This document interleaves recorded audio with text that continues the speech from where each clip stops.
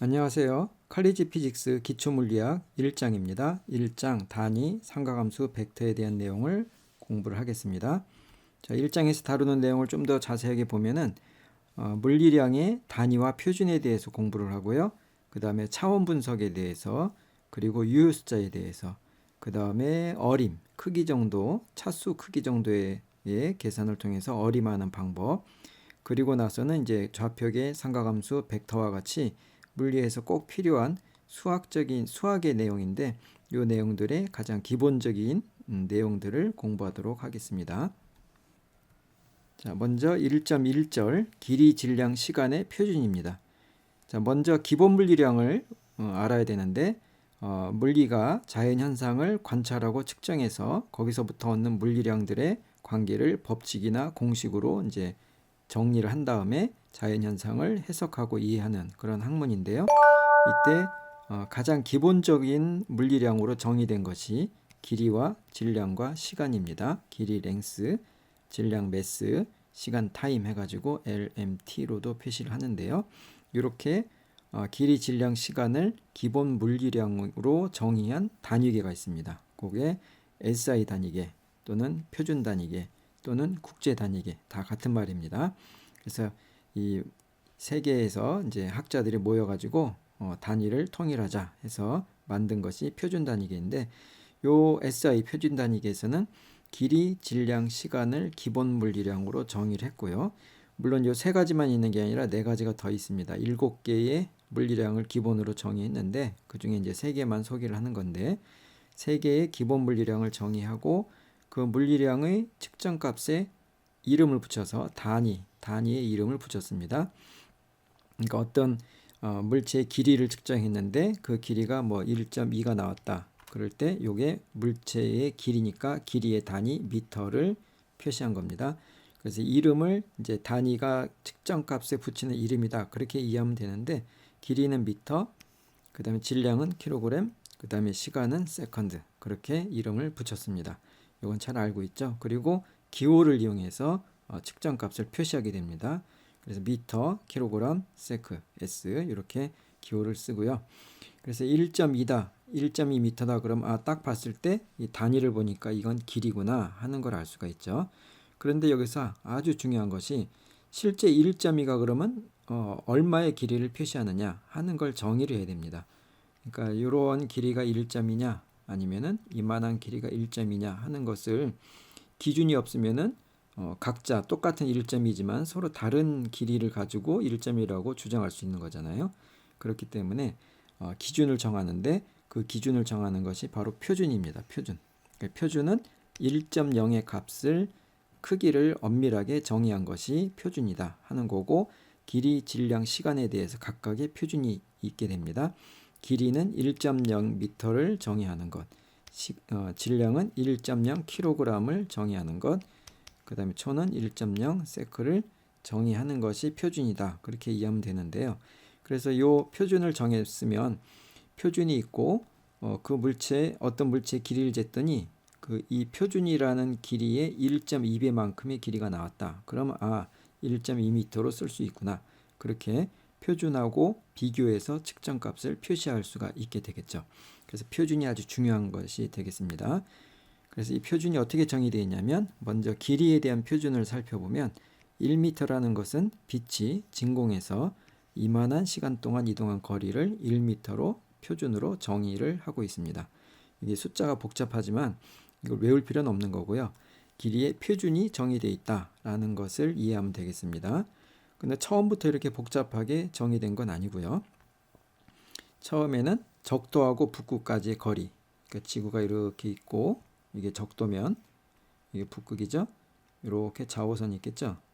이런 식으로 이때 이 자오선을 1000만 가닥으로 나눈 다음에 그 하나를 1m로 정의한 건데, 이것이 이제 표준이 되려면 어떤 물체의 길이를 측정하고 얘하고 비교를 해야 되잖아요. 그게 매우 이제 불편하고 부정확하죠. 그래서 이러한 표준이 폐기가 되고, 백금 이리듐 합금 원기, 백금 이리듐 합금으로 막대 자가 아니라 이제 막대, 그래서 이게 1m다 그렇게 이제 정의를 한 건데요. 백금 이리듐이 상당히 안정적인 합금이긴 하지만 모든 금속은 온도가 올라가면 뜨거워지면 늘어납니다. 그리고 반대로 차가워지면 냉각이 되면 줄어듭니다. 그러면 표준의 길이가 온도에 따라서 길어졌다 짧아졌다 하면 안 되겠죠. 그래서 적합하지 않아서 또 폐기가 되고, 그 다음에 크립톤 전등에서 나오는 빛의 파장을 이용해서 정의를 하다가 현재는 광속, 진공에서 빛의 속력, 요 속력이 C 이퀄 3 곱하기 10의 8km/s로 상당히 정확하게 측정이 됩니다. 그래서 이 C를 그 하나의 상수로 보고 그 상수 값을 이용해서 이 시간 동안 이동한 거리를 1m로 정의했다. 그렇게 이해를 하면 되겠습니다. 그러니까 엄밀한 기준으로 1m의 크기가 정의되어 있다 하는 겁니다. 그 다음에 질량의 표준은 백금 이리듐 합금 원기, 요거 이제 킬로그램 원기라고도 하는데 백금 이리듐 합금으로 원기둥을 만들어서 요것의 질량이 1kg이다. 그렇게 정의가 되어 있습니다. 그래서 요 유리병 속에 들어있는 요 부분이 킬로그램 원기가 되는데, 요 킬로그램 원기는 원기둥이 지름, 윗면의 지름, 단면의 지름하고 높이가 길이가 똑같게 제작이 되어 있다고 합니다. 그럼 이제 표면적이 가장 적은 표면적으로 만들 수가 있다고 그러는데, 요것이 이제 원본은 프랑스에 보관이 되어 있고, 요 킬로그램 원기의 복제본을 각 나라마다 연구소마다 이제 하나씩 만들어서 활용을 하고 있습니다. 그 다음에 시간에 대해서는 1초가 세슈먼즈에서 나오는 복사선, 이것도 빛이죠. 복사선 주기에 요만한 배를 1초로 정의한다 하는 겁니다. 이것도 숫자를 외우는 게 아니라 이렇게 정의가 돼 있다, 표준이 정의되어 있다 하는 것을 이해하면 되겠습니다. 시간에 대해서도 처음부터 이렇게 빛의 성질을 이용한 것은 아니겠죠. 가장 우리가 경험적으로 시간을 재는 방법이 아침에 해가 뜨고 해가 지는 태양시, 그걸 기준으로 잡을 수 있는데 당연히 태양시가 계절마다 다르죠. 그래서 이제 여러 가지 시행착오를 겪다가 현재는 세슘에서 나오는 복사선 주기를 이용한다. 그렇게 이해하고 있으면 되겠습니다. 자, 이와 같이 표준을 이용해서 이제 길이, 질량, 시간 등의 물리량을 단위를 통일하고 해서 측정을 해봤어요. 측정을 해봤더니 측정되는 길이의 물리량의 측정값의 범위가 상당히 크다 하는 겁니다. 그래서 관측 가능한 가장 큰 크기로는 관측 가능한 우주의 크기를 이제 보니까 10의 26 제곱 정도의 크기로, 물론 이거 근사입니다. 근사, 정확하게 잴 수는 없죠. 근사적으로 보니까 이만큼 크기가 되는 거고, 그에 비해서 작은 물체의 크기는 양성자, 눈에 보이지도 않지만 양성자의 지름은 10의 15 제곱미터 정도로 볼 수가 있습니다. 그래서 이 범위를 보니까 10에 얼마나 돼요? 26에서 35를 더하니까 41제곱 정도의 범위로 이 측정값이 쭉 벌어지는 거죠. 질량에 대해서도 마찬가지입니다. 질량도 관측 가능한 우주의 질량은 10의 51 제곱 킬로그램인데, 눈에 안 보이는 그러나 우리 주변에 흔하게 있는 전자의 질량은 10의 또 마이너스 31 정도가 됩니다. 이 범위도 엄청나죠. 시간에 대해서도 우주 나이는 10의 17제곱 정도, 그런데 핵끼리 충돌할 때 충돌에 걸리는 시간은 10의 마이너스 22 정도 해서 또 엄청 작습니다. 그래서 이러한 그 측정의 범위가 너무 넓기 때문에 각각의 측정값에 대해서 이걸 다 이 숫자로 표시하면은 이 자릿수가 엄청나게 되는 거죠. 0이 26개나 필요한 거잖아요. 얘는 또 자릿수가 0이 0.000에서 15개가 필요한 거죠. 그렇기 때문에 이러한 것을 중요한 그 숫자하고 크기하고를 분리해서 표시해보자 하는 것이 이제 과학적 표기법이 되겠습니다. 과학적 표기법이라는 것은 이미 여러분들이 접했을 수도 있는데, 어떤 숫자를 이제 크든 작든 어떤 숫자를 1과 10 사이의 수로 표시를 하고, 근데 이제 실제 숫자가 10보다 클 수도 있고 1보다 작을 수도 있죠. 그 크기에 관해서는 10의 거듭제곱의 형태로, 그래서 이걸 곱한 것으로 나타내는 것을 과학적 표기법이다, 그렇게 말합니다. 그래서 예를 들면 쿨롱 상수가라는 것이 있는데, 쿨롱 상수는 크기가 이렇게 주어져 있어요. 실험적으로 측정을 해봤더니 이만한 값을 갖는다. 물론 이제 이러한 단위 하에서 그럴 때 이거를 그 1과 10 사이의 값이니까 소수점 첫 번째 소수점을 찍고요. 그러니까 8.9 어쩌고 저쩌고 그 다음에 이제 크기는 요 자릿수를 따져가지고 10의 9제곱의 형태로 그래서 중요한 숫자들하고 크기를 분리해서 곱하기로 표시하는 것이 과학적 표기법이다 하는 겁니다. 요 과학적 표기법도 여러분들이 많이 봐왔죠, 그죠? 알게 모르게. 그 다음에 중력상수 1보다 작아지는 것도 자릿수를 나타내는 소수점 아래 0이 이만큼 많은데 그거를 6.673 이렇게 1과 10 사이의 수로 표시하고 크기는 이렇게 마이너스 11제곱으로 표시하는 것이 과학적 표기법이 되겠습니다. 자, 그래서 앞에서 우리가 길이, 질량, 시간에 대해서 기본 물리량을 정의하고 표준을 정의한 것이 국제 단위계에서 이렇게 작업을 했다 하는 것을 이제 공부를 했는데요.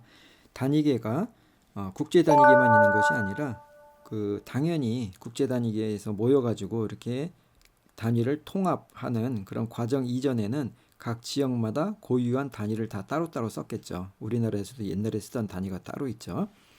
그래서 그런 것들이 현재 남아있는 단위계가 국제 단위계, 앞에서 공부했던 국제 단위계가 있고요. 그 다음에 CGS 단위계 또는 가우스 단위계라고 하는 것이 있고 그 다음에 미국 관습 단위계가 있습니다. 이 미국 관습 단위계는 실생활에서도 사용을 하고 있습니다. 미국에서. 그래서 기본 물리량인 길이, 질량, 시간에 대해서 국제 단위계에서는 이제 단위 이름을 미터, 킬로그램, 초, 세컨드로 표시를 하고요. 이건 기호고. 그 다음에 CGS 단위계에서는 센티미터하고 그램, 세컨드로 표시를 합니다. 그래서 이 CGS가 이 CGS 앞글자를 딴 것이 CGS 단위계가 됩니다. 그리고 미국 관습 단위계는 길이가 피트, 그리고 질량이 슬러그입니다. 이건 좀 생소하죠? 슬러그라는 단위가 있고 시간은 똑같이 세컨드 그렇게 정의가 되어 있습니다. 그래서 그 전에 이제 단위가 서로 다르면 의사소통이 어렵고 불편하기 때문에 단위를 통일시킨 것이 국제 단위계 SI 단위계인데 그렇기 때문에 이제 일반적으로 학교에서 쓰는 모든 교과서 그런 교과서에서는 요 SI 단위계를 기준으로 설명을 하자 그렇게 약속이 되어 있습니다. 근데 그 물리 전공의 전자기학 같은 경우는 요 CGS 단위계를 사용하면 공식이 좀 간단하게 표현될 때가 있어요. 그래서 물리 전공을 공부하는 사람은 나중에 CGS 단위계를 접하게 될 거고요. 그리고 미국 관습 단위계는 아직도 이제 실생활에서 이 사람들은 요 피트, 슬러그 물론 이제 슬러그보다는 질량보다는 그 무게, 파운드 그런 걸 사용을 하겠지만 미국 관습 단위계가 아직 사용이 되고 있습니다. 그래서 이런 단위계 사이에 미터, 그러니까 이 길이에 대해서도 국제 단위계에서는 1미터라고 정의된 값하고 미국 관습 단위계에서 1피트라고 정의된 값이 서로 다르겠죠.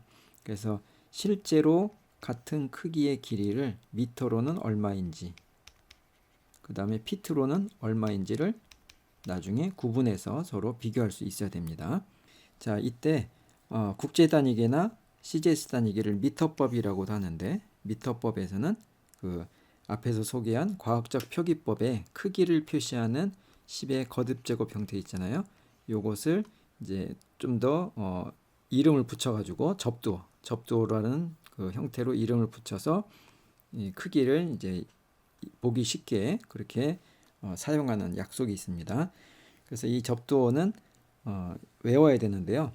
자, 먼저 크기가 10배인 경우를 데카, 이름은 그러니까 내용은 데카이고 기호를 또 따로 씁니다. 그래서 DA가 데카, 그리고 100배일 때는 헥토라고 그러고요. H라는 기호를 씁니다. 혹시 일기예보 듣다 보면은 태풍이 올라오는데 뭐 중심 기압이 몇 헥토파스칼이다 그런 말을 들어본 적이 있죠. 그때 이제 헥토파스칼이라는 것은 100파스칼을 의미하는 겁니다. 그 다음에 1000배가 킬로, 이거는 일상생활에서 많이 쓰죠. 그 다음부터는 이제 1000배씩 증가하는 걸 표시하는데 10의 6, 10의 9, 10의 12 하는 식으로 그래서 메가, 기가, 테라, 페타 여기까지는 또 컴퓨터 관련된 용어에서 많이 쓰죠. 그리고 페타 엑사까지 암기를 하도록 하고요. 작아지는 쪽으로는 10분의 1 대시 그리고 기호는 D라는 기호를 쓰는데 이 대시는 환경 소음 문제에서 데시벨이라는 말을 들어봤을 겁니다. 이것도 이 벨이라는 단위의 대시니까 10분의 1이다. 그런 의미가 있는 겁니다. 그리고 센티 평소에도 많이 쓰죠. 100분의 1.